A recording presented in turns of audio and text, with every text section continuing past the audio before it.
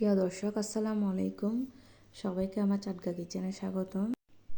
আজকের পর্বে আমি আপনাদেরকে তৈরি করে দেখাবো সাবুদানা ড্রিঙ্কস। এটি বাসায় তৈরি করলে সবাই পছন্দ করবে খেতে। এর জন্য নিয়েছি আমি ডাবের পানি। আমি বেশ মোটামুটি বড় সাইজের ডাব নিয়েছি। আমি এখানে 3 কাপের মতো পানি পেয়েছি। আমি পানিগুলো ছেঁকে নিচ্ছি।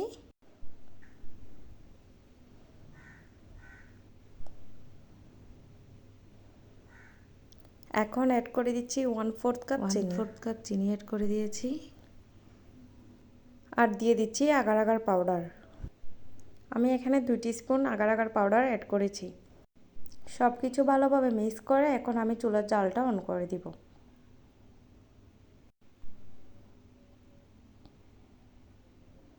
এখন এই মিশ্রণটা আমি 3 থেকে 4 মিনিট পর্যন্ত জাল করে নেব।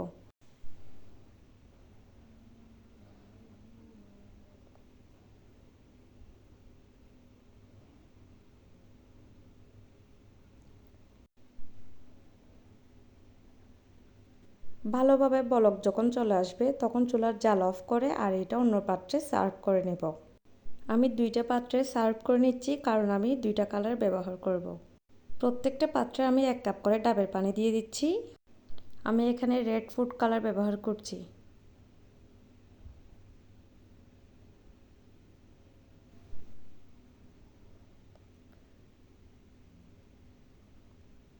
আর অন্য পাত্রে আমি গ্রিন ফুড কালার ব্যবহার করব।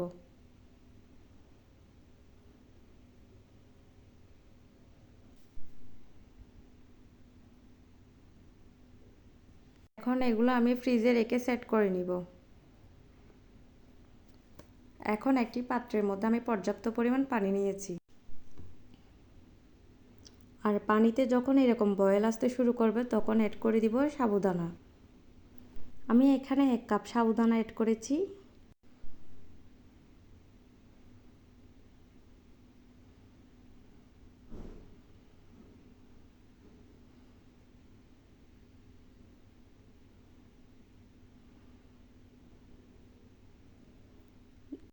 যতক্ষণ পর্যন্ত সাবুদানার স্বচ্ছ কালার চলে আসছে ততক্ষণ পর্যন্ত সেদ্ধ করে নিয়েছি।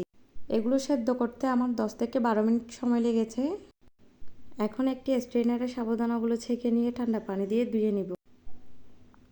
এখন একটি পাত্রে আমি 3 কাপ পরিমাণ দুধ নিয়েছি। দুধগুলো আমার আগে থেকে জাল করা ছিল। 1 টেবিল চামচ পরিমাণ আমি এখানে গুঁড়া দুধ অ্যাড করেছি।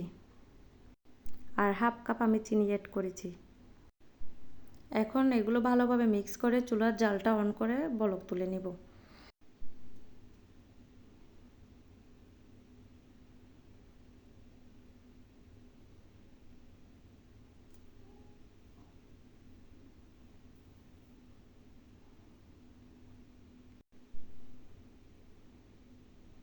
এখন অ্যাড করে দিচ্ছি সেদ্ধ করা সাবুদানাগুলো। এখন জাল করে নিব 2 থেকে 3 মিনিট পর্যন্ত।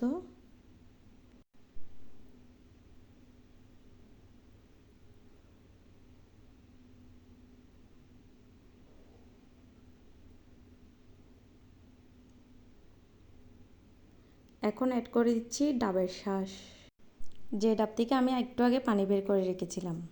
এটা অ্যাড করার ফলে এই ডেজার্টের টেস্ট বহুগুণে বেড়ে যায়। এই মিশ্রণটা জাল করে নিব 2 মিনিট, তারপর চুলার জাল বন্ধ করে ঠান্ডা করে নিব।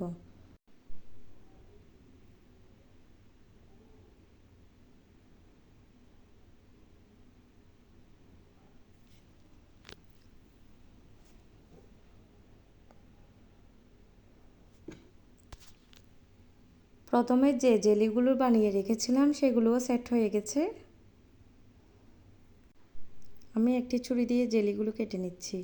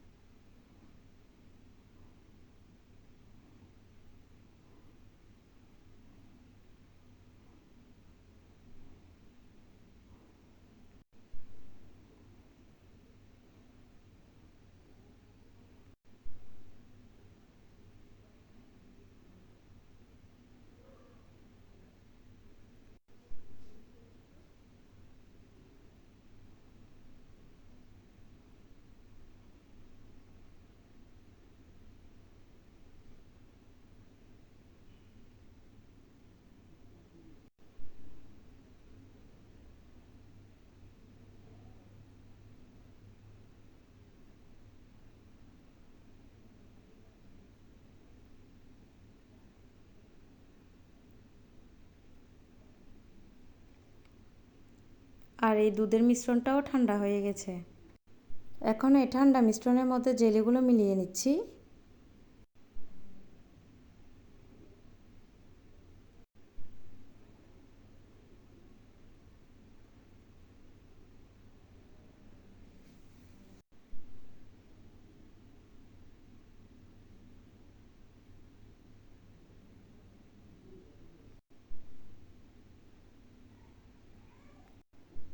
আমি এখন এটি গ্লাসে সার্ভ করে নেব। আমাদের বাসার সবাই এই ড্রিঙ্কসটা অনেক লাইক করেছে।